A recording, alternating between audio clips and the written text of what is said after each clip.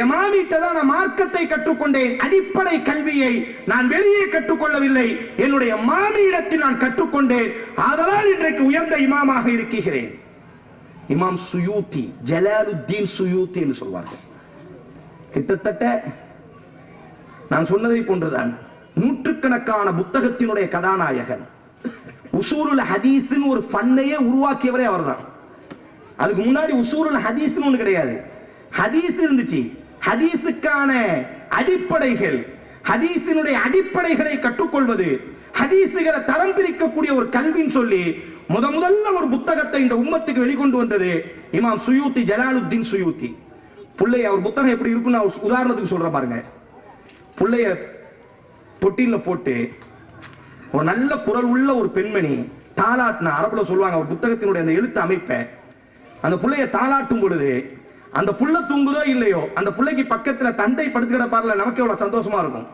அந்த தாயினுடைய, நம்முடைய பாட்டியினுடைய அந்த தாலாட்டை கேட்டு அந்த ரசனையான குரலிலே, அரபுகள் கொஞ்சம் வித்தியாசமாக சொன்னார்கள், ஒட்டகத்திற்கு மேலே அமர்ந்து விட்டு நல்ல குரல் எடுத்து பாட ஆரம்பித்தால் ஒட்டகம் விரைவாக ஓடும். இது அரபியர்களினுடைய, நாம தாலாட்டினா புள்ள தூங்குன்னு சொல்றோம்ல, அது மாதிரி அரபுகள் அதுக்கு எப்படி ஒப்பாய் சொல்வார்கள் என்று சொன்னால், ஒட்டகத்துக்கு மேலே ஏறி உட்கார்ந்து பாட்டு படிக்க ஆரம்பித்தால், எல்லா பாட்டும் கிடையாது, குரல் எடுத்து பாட வேண்டும், நயமான குரலிலே ஒரு ஆண் பாடி விடுவான் என்று சொன்னால் அந்த ஒட்டகம் விரைவாக ஓட ஆரம்பிக்குமே. அதுபோன்று இமாம் சுயூத்தினுடைய எந்த புத்தகத்தை நாம் புரட்டினாலும் அந்த இலக்கணத்தினுடைய உச்சத்தை நம்மால் பார்க்க முடியும். படிக்கிறதுக்கே ஒரு வித்தியாசமா இருக்கும். தாலாட்டுவதை போன்று, ரசிப்பதை போன்று எழுத்தினுடைய அந்த சுவாபங்கள், சூரா யூசுஃபை படித்தவர்களுக்கு தெரியும், அந்த வார்த்தை நயங்களை அல்லாஹ் கொண்டு வந்திருப்பான். வகாலத் ஹைத்தலக், அது மாதிரி அந்த இமாம் சுயூத்தினுடைய வார்த்தை இருக்கிறது, அரபுல இப்படி ஒரு தோரணை இருக்கிறது, யதார்த்தமா பேசுறது, புழக்கத்துல பேசுறது, தாலாட்டுவதை போன்று, முடிகள் எல்லாம் எழுந்திருப்பதை போன்று வார்த்தை கட்டமைப்பை உருவாக்குவது. அல்லாஹ் சூரா யூசுப்ல அந்த கட்டமைப்பை கொண்டு வந்திருப்பான். இமாம் சுயூத்தி தன்னுடைய எல்லா புத்தகத்திலையும் அந்த கட்டமைப்பை வச்சிருப்பாரு. அவர்கிட்ட ஒரு மட்டும் கேட்கிறாங்க, ஜலாலுத்தீன் சுயூத்திட்ட, இவ்வளவு அற்புதமாக புத்தகங்களை, கிதாபுகளை யார் வேண்டுமையானாலும் எழுத முடியும், ஆனா படிக்கும் பொழுது திவட்டாத முறையில் மீண்டும் மீண்டும் படிக்க தோணக்கூடிய அடிப்படையில் எழுத்துக்களை அமைத்திருக்கிறீர்களே, இவ்வளவு பெரிய ஞானத்தை நீங்கள் எங்கே கற்றுக்கொண்டீர்கள் என்பதாக கேட்கும் பொழுது இமாம் சுயூத்தி சொல்றா பாருங்க, ஹத்தஸ்னா நபி சிமா ஷேഖத்துனா உம்மு ஹானி, எனக்கு ஒரு ஆசிரியர் இருந்தாங்க, உம்மு ஹானின்னு ஒரு ஆசிரியர் இருந்தாங்க, அவ ஒரு பெண்மணி தான், அவள்கிட்ட இருந்துதான் அந்த இலக்கண நயத்தை நான் கற்றுக்கொண்டேன். அவ்வளவு பெரிய ஒரு பாக்கியம். பெரிய இமாம், அவரினுடைய புத்தகத்தையும் 1000 புத்தகத்தையும் வச்சாங்க. இந்த புத்தகத்தை படிக்கும் பொழுதே தெரியும் இது இமாம் சுயூத்தியோட பேர் படிக்க வேண்டாம், இது இமாம் சுயூத்தியினுடைய எழுத்தாதான் இருக்குன்னு தெரியும். அவ்வளவு அற்புதமா இருக்கும் அந்த எழுத்தினுடைய முறைகள், வார்த்தை நயங்கள், அந்த கட்டமைப்புகள். அவட்டே ஆச்சரியமா கேட்கிறாங்க, இவ்வளவு பெரிய திறமை எங்க இருந்து வந்துச்சு? நான் கற்றுக்கொண்டது உம்மு ஷைഖத்துனா, எனக்கென்று ஒரு பெண் ஆசிரியர் இருந்தால், உம்மு ஹானி என்ற ஒரு ஆசிரியர், அந்த பெண் ஆசிரியரிடத்தில் தான் நஹ்வை நான் கற்றுக்கொண்டேன். ஷைഖுனா நஹ்வி, மக்காவிலே நஹ்வியினுடைய பெரிய அறிஞர் அவள். முழு மக்கால அவளுக்கு நிகராக இலக்கணத்தை தொகுக்கக்கூடிய யாருமே கிடையாது. அவளிடத்திலே நான் பாடம் கற்றதினால் இன்றைக்கு ஒரு பெரிய அறிஞனாக என்னுடைய எழுத்து கொஞ்சம் வித்தியாசமாக இருக்கிறது. ஆனா இன்னைக்கு நாம இந்த வரலாறுகள், நமது வீட்டு பெண்கள் இந்த சப்தம் கேட்கக்கூடிய யாராக இருக்கட்டும், நம்முடைய வரலாறு பசுமையானது, மிக அழகானது. பெண்களை அழகுபடுத்தி அவளை ஆசிரியராக வைத்து அழகு பார்த்த ஒரு சமுதாயம். இறுதியாக ஒரே ஒரு செய்தியை நான் நிறைவு செய்கிறேன். எங்க வரலாறுல இப்னு சீரீனுடைய குடும்பம் அப்படின்னே ஒரு பேர் உண்டு. இப்னு சீரின்னு சொல்லுவாங்க, முகமது இப்னு சீரின். இவங்க வாப்பா அபூபக்கர் ரலியல்லாஹு அடிமையா இருந்தார். இவங்க அம்மா ஹஸ்ஸா, அவங்களும் யாருன்னா அனஸ் ரலியல்லாஹு அடிமையா இருந்தாங்க. 2 பேரும் அடிமை, அத்தாவும் அம்மாவும் அடிமை. 2 பேரையும் விடுதலை ஆனதற்கு பிறகு 2 பேரும் மனம் முடிச்சாங்க. 2 பேரும் என்ன செஞ்சாங்க அப்படின்னு சொன்னா, வாழ்க்கையை தொடரும் பொழுது அவங்களுக்கு ஒரு மகன் பிறந்தார், முஹம்மது இப்னு சீரின் ஒரு மகன் பிறந்தார். கிட்டத்தட்ட நீங்க புகாரில அறிவிக்கக்கூடிய அறிவிப்புகள், நபிமொழிகள் அறிவிக்கும் பொழுது இப்படி பிரிப்பாங்க: பஸ்ரா வாசிகளினுடைய அறிவிப்புகள், கூஃபா வாசிகளினுடைய அறிவிப்புகள், ஹிஜாஸ் வாசிகளினுடைய அறிவிப்புகள், மதீனா வாசிகளினுடைய அறிவிப்புகள், நஜிது வாசிகளினுடைய அறிவிப்புகள் அப்படின்னு ஹதீஸை தரம் பிரிப்பாங்க. அதுலேயே மதீனா வாசிகளுக்கு பிறகு அறிவிக்கக்கூடிய அறிவிப்பிலேயே ரொம்ப ரொம்ப ஏற்றமான அறிவிப்பு அப்படின்னு சொன்னா பசராவாசிகளினுடைய அறிவிப்புகள். அந்த பசராவாசிகளில் அறிவிக்கக்கூடிய இவர் பசரா நாட்டை சார்ந்தவர். அவங்க அப்பா யாருன்னா ஒரு அடிமை, அவங்க அம்மா யாருன்னா ஒரு அடிமை, 2 பேரும் நபித்தோடி. இவங்க 2 பேரும் திருமணம் முடிச்சு இவங்க ஒரு பிள்ளைய பெறாங்க. அவங்களும் பெரிய ஆலிம்கள், மதரசால படிக்கிறாங்க, ரசூலினுடைய பாடத்தில் கற்றுக்கொண்டவர்கள், அபூபக்கர் ரலியல்லாஹுனுடைய பாடத்துல கற்றுக்கொண்டவர்கள், நபி தோழர்களிடத்துல கற்றுக்கொண்டவர்கள். அவங்களுக்கு ஒரு மகன் பிறக்கிறாரு, முஹம்மது இப்னு சீரீன் என்பதாக. புகாரில நீங்க பாத்தீங்கன்னா குறைஞ்சது 100கணக்கான இடத்துல இந்த முஹம்மது இப்னு சீரீன் இந்த பேர் வந்துகிட்டே இருக்கும். இமாம் புகாரி மட்டும் அவ்வளவு தொகுத்திருப்பாரு. அந்த முஹம்மது இப்னு சீரீன் இருக்கிறாங்கல்ல, மிகப்பெரிய ஒரு அறிஞர். இஸ்லாமிய வரலாற்றுல கனவுகளுக்கு விளக்கம் சொல்லக்கூடிய புத்தகத்தை முதல் முறையாக தொகுத்தவர் இவர் மட்டும்தான். இன்னைக்கும் நாம எவ்வளவு பெரிய அறிஞர் ஷேகா இருக்கட்டும் கனவு காண்கிறாங்க அப்படின்னு சொன்னா, இந்த கனவுக்கு ஒரு விளக்கத்தை தேட வேண்டுமே ஆனால் இமாம் முஹம்மது இப்னு சீரீனுடைய புத்தகத்தை தான் போய் என்ன செய்யணும், தேட வேண்டும். அவ்வளவு பெரிய ஒரு ஞானம். அபூ ஹுரைரா ரலியல்லாஹு அத்ரக அஸ்ஹாபு நபி ஸல்லல்லாஹு 30 நபி தோழர்களிடத்துல பாடம் கற்றவர். ஒரு நபி தோழர்ட்ட கிடையாது, 30 நபி தோழர்கள்ட்ட. அபூ ஹுரைரா, இப்னு உமர், அப்துல்லா இப்னு அப்பாஸ், அதே போன்ற ஆயிஷா ரலியல்லாஹு அன்ஹா, இப்படி ஜுவைரியா ரலியல்லாஹு அன்ஹா, இப்படி 30 நபி தோழர்களை தன்னுடைய ஆசிரியராக கொண்டு பாடம் கற்றவர். இஸ்லாமிய வரலாற்றில் ரசூலுல்லாஹி ஸல்லல்லாஹு அலைஹி வஸல்லத்தினுடைய நபிமொழிகள் இன்றைக்கு நமக்கு கிடைத்திருக்கிறது என்று சொன்னால் முஹம்மது இப்னு சீரீன் ஒரு பெரிய ஒரு காரணம். அந்த முஹம்மது இப்னு சீரீனை இவ்வளவு பெரிய அறிஞனாக உருவாக்கியது யார் என்று சொன்னால், அடிமையா இருந்த தாயும் தகப்பனும் தாங்கள் அடிமையாக இருந்தோம், விடுதலையானோம், எங்களுக்கு ஒரு மகன் பிறந்தான். வெறும் சுதந்திரமாக உலகத்தின் இன்பத்தை மட்டும் ரசிக்கக்கூடிய மகன் அல்ல, இந்த மார்க்கத்தை தூக்கி சுமக்கக்கூடிய அறிவின் கேந்திரமாக, அறிவின் பல்கலைக்கழகமாக மாற வேண்டும் என்பதாக இமாம் அவர்களை என்ன செய்தார்கள், உருவாக்கினார்கள். இவங்களுக்கு ஒரு அக்கா உண்டு, அவங்க தான் குர்ஆன் கிராத்ல பெரிய ஆளு. இவத்தையே குர்ஆனை பத்தி எங்கேயாச்சும் கேள்வி கேட்டோம்னா சொல்வாரு, என்கிட்ட கேட்காதீங்க, எங்க அக்காட்ட போய் கேளுங்க. என்னை விட எங்க அக்காக்கு தான் குர்ஆனை ஓதக்கூடிய அந்த குர்ஆனினுடைய ஸ்லாங், குர்ஆனினுடைய அந்த தஜ்வீத் இருக்கிறது, என்னை விட எங்க அக்காக்கு தான் தெரியும் என்பதாக தன்னுடைய அக்காவை கை நீட்டுவார் என்பதாக. இவருக்கு ஒரு தம்பி உண்டு, மிகப்பெரிய முஃபக்கி, இவர் முஹத்திஸ், ஹதீஸை அறிவிக்கக்கூடியவர். இவருக்கு ஒரு தம்பி உண்டு, மிகப்பெரிய ஒரு ஆய்வாளர், தீர்ப்பு கொடுக்கக்கூடியவர். இப்படி குடும்பமே எப்படி இருந்தது என்று சொன்னால் மார்க்கத்தை தூக்கி சுமக்கக்கூடியவர்களாக இருந்தார்கள். அப்ப என் அன்பு சகோதரிகளே, வெறும் பேச்சு உணர்ச்சி வசப்படுவது அல்ல, பழைய வரலாறுகளை சொல்லி பீத்துவதல்ல, சொல்வார்கள் அல்லவா, பழைய வரலாறுகளை சொல்லி மெச்சுவதல்ல. நம்முடைய வீடுகளில் எப்பொழுது இது போன்ற அறிஞர்களை உருவாக்கப் போகிறோம்? அதற்குத்தான் இது போன்ற மதரசாக்கள். குறிப்பாக பெண்கள், உங்களை நீங்கள் சீர்படுத்த வேண்டுமையானால், ஒரு ஆக்கப்பூர்வமான ஒரு சமுதாயம் எழுந்து நிற்க வேண்டுமையானால் உங்கள் அறிவை வளர்த்துக் கொள்ளுங்கள். அது உலகளாவிய அறிவாக இருக்கட்டும், மறுமையினுடைய அறிவாக இருக்கட்டும், எந்த அறிவுக்கும் நீங்கள் ஒரு தடையை ஏற்படுத்தாதீர்கள். உங்களது வீட்டு பெண்களை அறிஞர்களாக வைத்து அழகு பாருங்கள். ஒவ்வொரு ஆணும் பெண்ணும் ஒரு முடிவெடுக்க வேண்டும், எனக்கு பிறந்த குழந்தையை மார்க்க ரீதியாக, உலக ரீதியாக நான் ஒரு பெரிய அறிஞனாக மாற்றி காட்டுவேன். மார்க்கத்தோடு சேர்த்து உலகம், உலகத்தோடு சேர்த்து மார்க்கம், எதிரையும் பாகுபாடு காட்டாதவர்களாக. இன்றைக்கு நம்முடைய சமூகத்தில் ஒரு பெரிய ஒரு தொய்வு நிலையை பார்க்கிறோம். ஒரு 80 ஆண்டு காலமாக இந்த தொய்வு நிலை இஸ்லாமியர்கள், குறிப்பாக இந்திய சமூகத்தில் இந்த தொய்வு நிலையை நாம் பார்க்கிறோம். மார்க்கம் இருந்தால் உலகம் இருக்கவே இருக்காது, உலகம் இருந்தால் மார்க்கம் கண்டுகொள்ளப்படவே படாது. ஒரு புறம் பார்த்தால் மார்க்கத்தை மட்டுமே கற்றவர்கள், மறுபுறம் பார்த்தால் உலகத்தை மட்டுமே கற்றவர்கள். இந்த இரண்டும் சமமாக மாறும் பொழுதுதான் ஆக்கப்பூர்வமான ஒரு சமூக எழுச்சியை நம்மால் உருவாக்க முடியும்.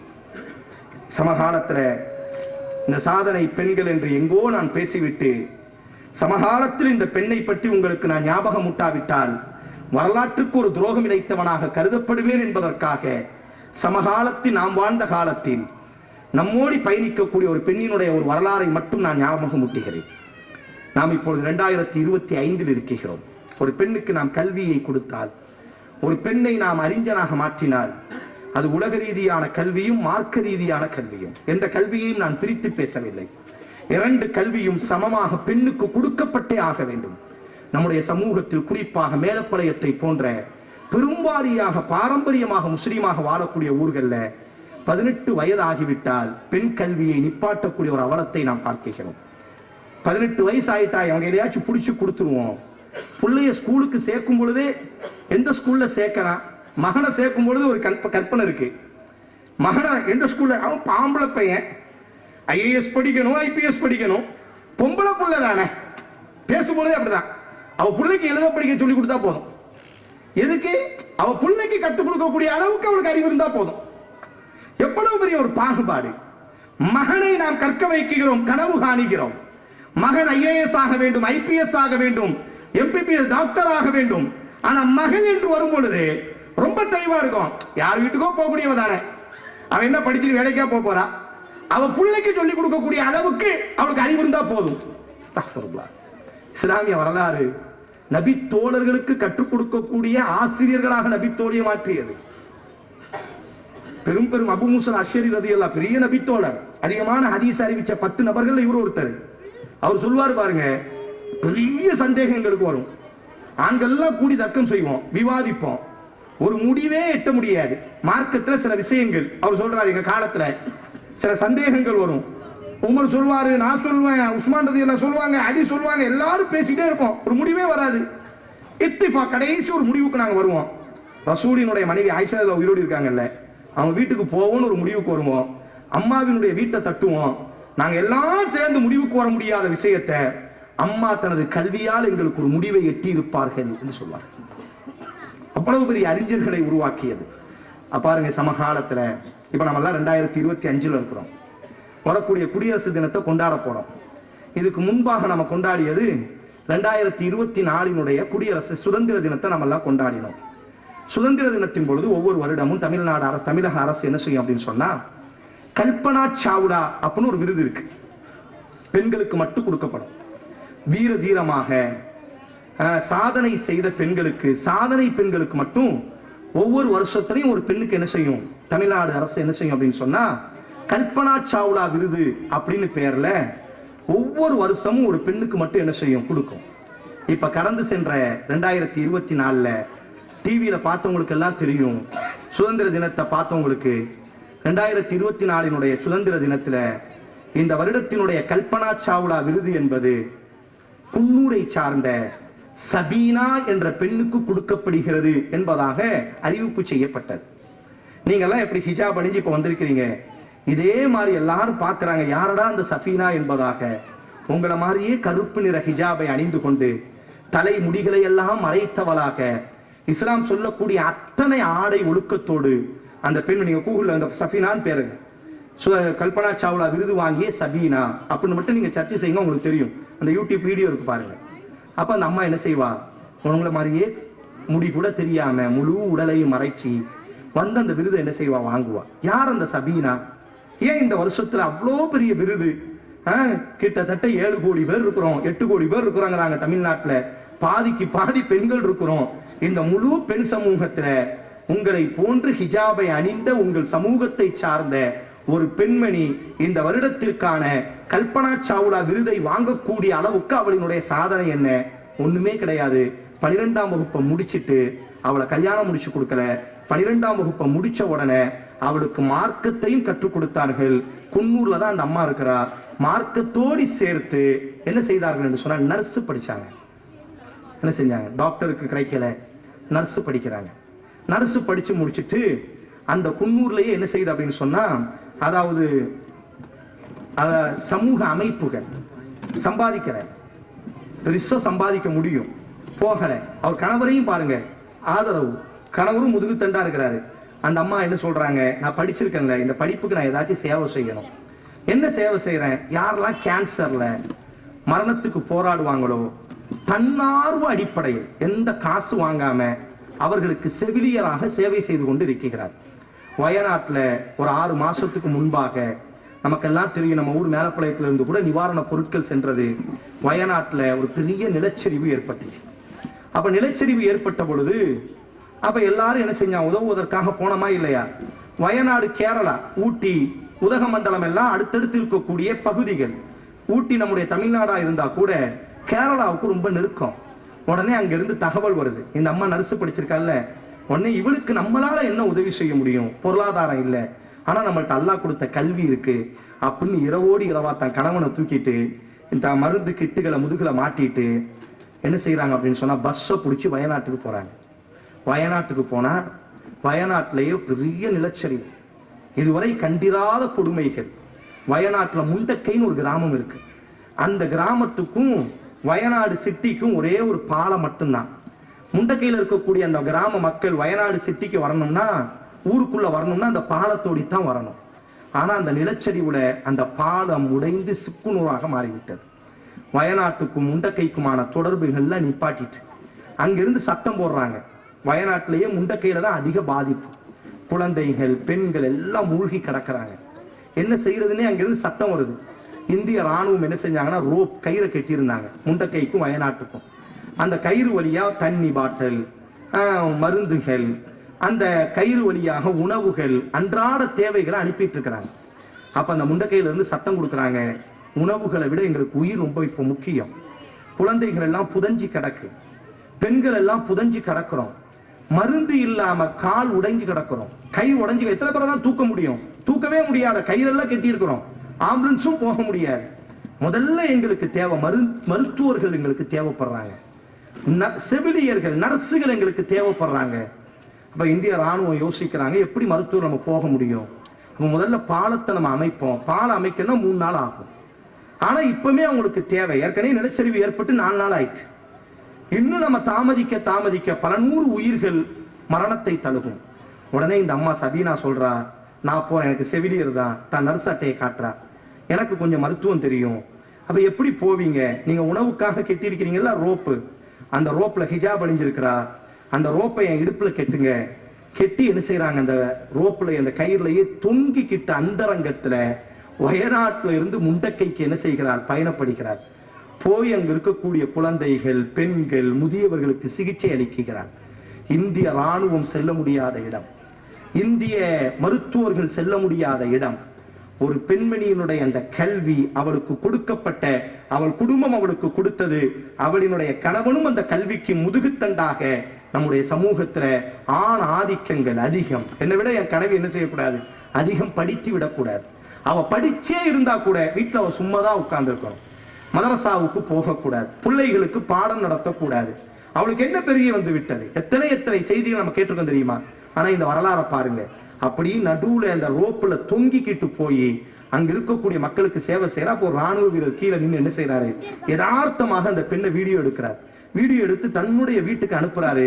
ஒரு பெண்மணியினுடைய அந்த வீரத்தை பாரு, வந்தா நாங்கெல்லாம் பாலம் கட்டுறதுக்காண்டி நிக்கிறோம், ஆனா அந்த மக்கள் இடக்கூடிய அந்த அவல குரலை கேட்டு தாங்க முடியாம ரோப்புல தொங்கிக்கிட்டே போய் என்ன செஞ்சா, மருத்துவம் பார்த்த அந்த அழகை பாருங்கள் என்பதாக ராணுவ வீரர் என்ன செய்யறாரு, தான் குடும்ப ஃபேமிலி குரூப்ல போட்டு விடுறாரு. அந்த குடும்பம் எல்லாத்துக்கும் அனுப்புறாங்க. தமிழக முதலமைச்சருக்கும் அந்த செய்தி போது.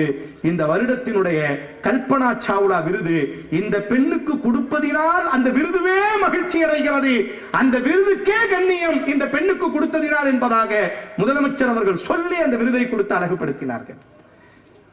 விருது அல்ல பிரச்சனை, ஒரு பெண்ணினுடைய கல்வி சமூகத்தில் எவ்வளவு பெரிய முதுகுத்தண்டாக அமைந்திருக்கிறது. 1000 ஆண்களால் செய்ய முடியாத சாதனையை ஒற்றை பெண்ணினுடைய கல்வி இருக்கிறது அல்லவா, சமூகத்தை தாண்டி உதவி செய்திருக்கிறது. இதுதான் இன்றைக்கு தேவைப்படுகிறது. வந்திருக்கக்கூடிய யாராக இருக்கட்டும், நமது வீட்டு பெண்களை மார்க்க ரீதியாக, உலக ரீதியாக சாதனை பெண்களாக நாங்கள் மரணித்தாலும் எப்படி நாம் அம்ராவை இன்றைக்கும் நினைவு கூறுகிறோம், நாம் மரணித்தாலும் எப்படி ஷிஃபாவை இன்றைக்கும் நாம் நினைவு கூறுகிறோம், நாம் மரணித்தாலும் இப்னு சீரீனுடைய தாயை எப்படி நாம் இன்றைக்கு நினைவு கூறுகிறோம், நாம் மரணித்தாலும் இமாம் சுயூத்தியினுடைய ஆசிரியர் உம்மு ஹானியை எப்படி நாம் நினைவு கூறுகிறோம். நாம் மரணித்து நம்முடைய அடக்கத்தலங்களுக்கு மேலாக மரமே வளர்ந்தாலும் நம்முடைய புகழ் இந்த வையகமும் பரப்பப்பட வேண்டுமேயானால் நமது வீட்டு பெண்களை அறிவு ரீதியாக சாதனையாளர்களாக மாற்றி காட்டுவோம். மார்க்கத்தில் நின்று உலக கல்வியை நாம் கற்றுக் கொடுப்போம். அல்லாஹ் ரப்புல் ஆலமீன் நமது வீட்டு பெண்களை சாதனை பெண்களாக, வரலாற்றில் எந்த பெண்கள் எல்லாம் சாதனை படைத்தார்களோ அதுபோன்று சாதனை படைக்கக்கூடிய 1000 அற்புதமான ஆசிரியர்களை உருவாக்கக்கூடிய அறிவு ஜீவிகளாக அல்லாஹ் நமது வீட்டு பெண்களை உருவாக்க வேண்டும் என்று பிரார்த்தனை செய்தவனாய் எனது உரையை நான் நிறைவு செய்கிறேன். வாஹிர் தாவானா அல்ஹம்துலில்லாஹி ரப்பில் ஆலமீன்.